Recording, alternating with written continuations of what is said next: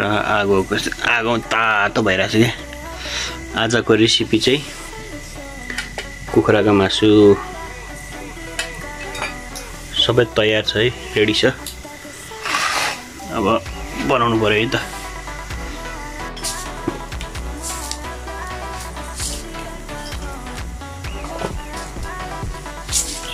मेथी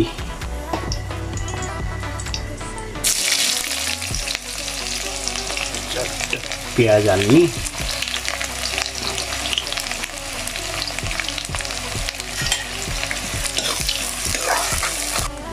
मासुलाई चाहिँ पखालेर राखिसक्यो पखाले मासु चाहिँ अब त्यसमा हाल्दिनु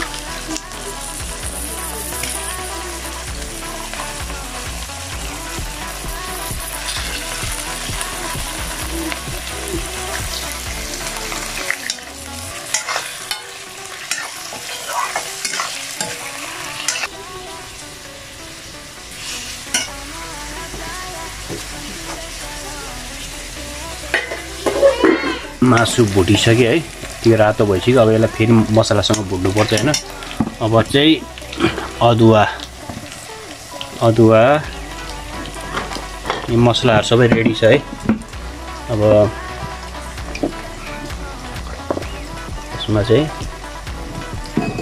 तलाएर बेसार मसला नुन ठुलो खोर्सानी चाहिँ म अलिकति मात्रै हाल्छु किनकि बच्चाले पनि खान्छ नि त छोरी पनि छ पछि चाहियो भने पछि थप्छौँ यो चाहिँ लङ सुकमेलहरुको मिक्स गरेर ब्लेन्डरमा पिनेको मसला हो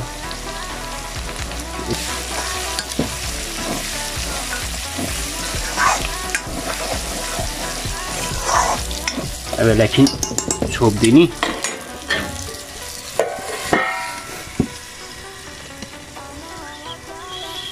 छोरी तिमी के खानिरहेछ चिची खानी हो चिचीले के खानी ढिँडो अब एकछिनमा बाबाले के बनाउँछु ढिँडो बनाउँछु नि हामी के खानी ढिँडो खानी हस् हस् अनि मासु पनि खाने हस् मासु रेडी हुँदैछ मसला नि अब पाकिसकेछ अब यसमा चाहिँ हामी के हाल्छौँ गोलभेडा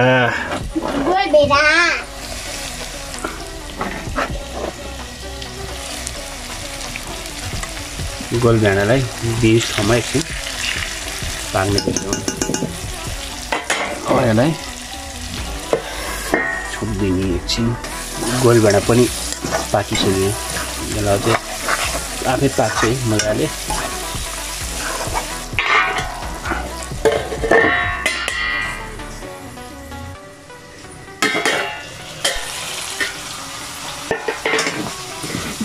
यसमा चाहिँ अब हामी अलिकति पानी हालिदिन्छौँ है थोरै पानी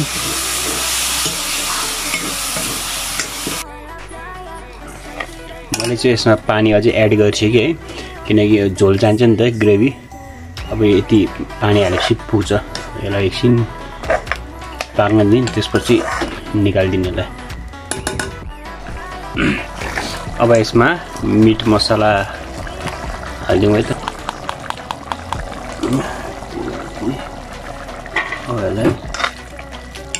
यसमा चाहिँ यहाँबाट चाहिँ थोरै अब छोरीलाई निकालिदिनु पर्यो नपिरो अनि त्यसपछि हाम्रो लागि चाहिँ छुट्टै पिरो हाल्नुपर्छ यहाँनिर मैले चाहिँ यहाँ छोरीको लागि निकालिदिइसकेँ मासु अब यसमा चाहिँ हाम्रो लागि चाहिँ पिरो हालिदिनु पर्यो मलाई चाहिँ फेरि पिरो भनेपछि लास्टै मनपर्छ कि तिमीलाई पिरो हुँदैन नि छोरो हाम्रो चाहिँ अब मासु पनि रेडी भयो त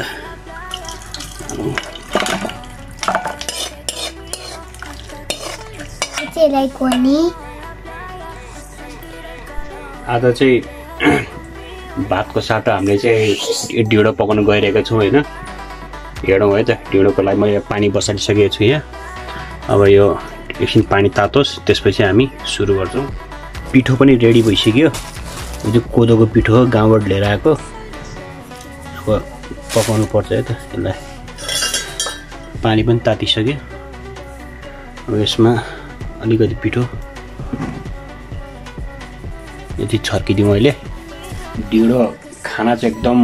रमाइलो लाग्छ हैन, तर यो जब ढिँडो मस्काउने बेला भएपछि चाहिँ लास्टै गाह्रो हुन्छ के, हात चाहिँ लास्टै दुख्छ के, तर पनि पकाउनु पर्छ हैन, ढिँडो खानुपर्छ। अब चाहिँ सुरु गरौँ है त।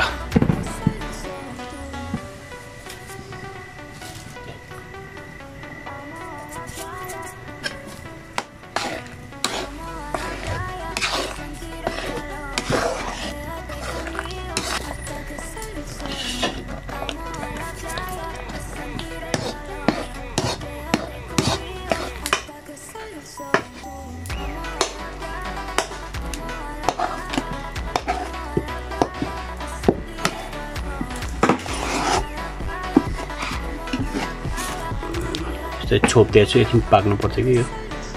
धेरै छोप्नु हुँदैन। त्यसपछि ढिँडो पनि रेडी।